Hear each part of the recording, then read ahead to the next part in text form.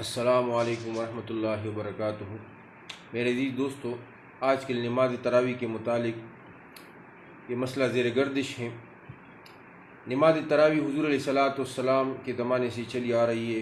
حضور علیہ الصلاۃ والسلام نے خود نماز کی ادائیگی کا اہتمام فرمایا، لیکن مبادا یہ فرض نہ ہو جائے، اس وجہ سے حضور علیہ الصلاۃ والسلام نے صحابہ کرام کو حکم دیا کہ آپ لوگ تراویح گھروں پر پڑھیں۔ عمر فاروق رضی اللہ عنہ جب خلیفہ راشد بنے تو انہوں نے اعلان فرمایا کہ میری اطاعت اس وقت تک ہے جب تک میں اللہ اور اس کے رسول اور سیرت صدیق پر عمل کرتا رہوں۔ عمر فاروق رضی اللہ عنہ کا یہ اعلان رسمی نہیں تھا، بلکہ عمر رضی اللہ عنہ نے برسر ممبر اعلان فرمایا کہ اگر میں آپ لوگوں کو اللہ کے رسول اور سیرت صدیق کے خلاف کوئی عمل بتاؤں تو کیا آپ لوگ اس پر عمل کریں گے؟ تو سارے لوگ خاموش تھے۔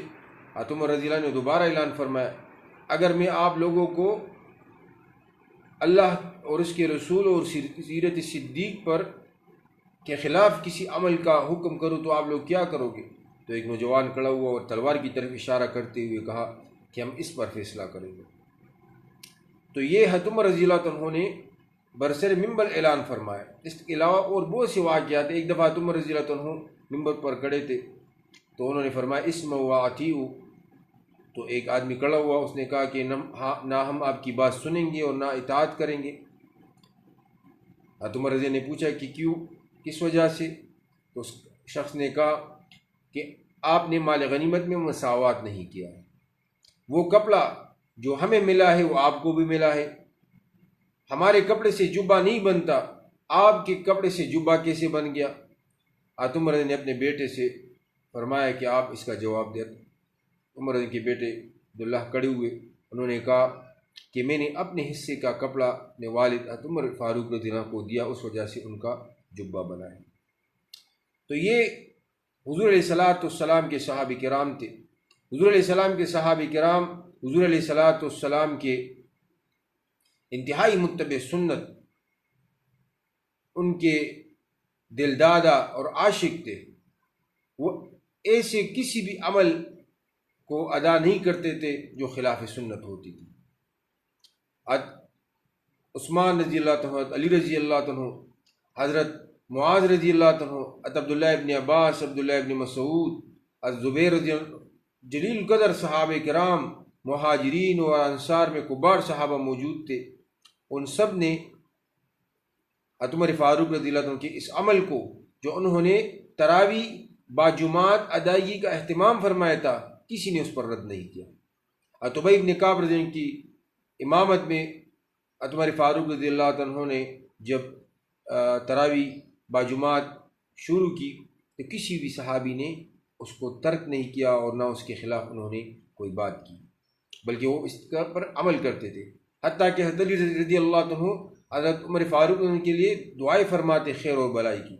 ان کی وفات کے بعد حضرت علی رضی اللہ عنہ نے ایک دفعہ فرمایا کہ اللہ جل جلالہ عمر فاروق رضی اللہ عنہ کے قبر کو نور سے بھر دے، انہوں نے ہماری مسجد ان کو منور کر دی۔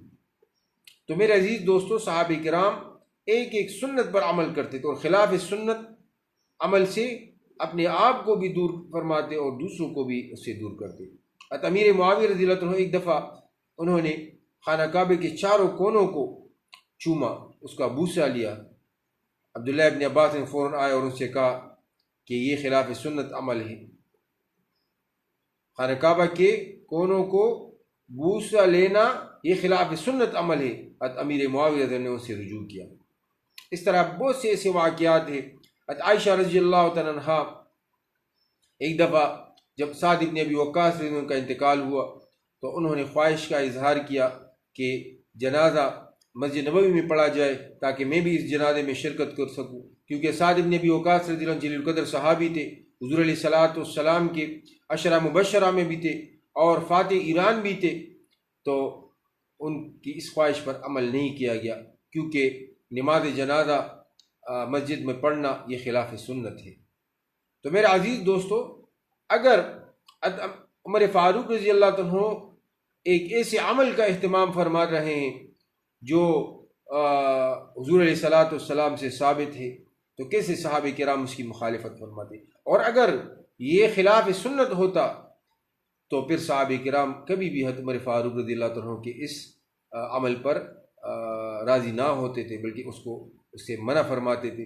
میرے عزیز دوستو، حضرت عمر فاروق رضی اللہ عنہ کے متعلق، یعنی اگر کوئی شخص تراوی کے متعلق یہ کہے کہ وہ حضور علیہ الصلاۃ والسلام سے ثابت نہیں ہے، یا صحابہ کرام یا تابعین یا ائمہ مجتہدین نے اس کو ادا نہیں کیا ہے، یا انہوں نے خلاف سنت عمل کیا ہے، تو میرے عزیز دوستو، تو یہ نہ صرف حضرت عمر فاروق کے متعلق بدگمانی ہوگی، بلکہ ان تمام صحابہ کرام، ائمہ مجتہدین، تابعین جو حضرت عمر فاروق رضی اللہ عنہ کے ساتھ اس مسئلے میں شریک تھے، ان سب کے خلاف بدگمانی اور بدظنی ہوگی۔ اس لیے میں تمام دوستوں سے اپیل کرتا ہوں کہ اس قسم کی باتوں سے اجتناب فرمائے۔ تراوی سنت مؤکدہ، امام اعظم امام ابو حنیفہ رحمۃ اللہ علیہ سے کسی نے پوچھا تو عمر فاروق نے کہ اس عمل کے متعلق، تو انہوں نے فرمایا کہ یہ تراوی سنت مؤکدہ ہے، اور حضرت عمر فاروق رضی اللہ عنہ کا اپنا کوئی عمل نہیں ہے، یہ حضور علیہ الصلاۃ والسلام کا عمل ہے۔ اس لیے تراوی کا خصوصی اہتمام فرمائے، باقاعدگی سے ادا کرے، اور ان باتوں کی طرف کوئی دھیان نہ رکھے۔ اللہ تبارک و تعالی ہم سب کو اس پر عمل کرنے کی توفیق عطا فرمائے۔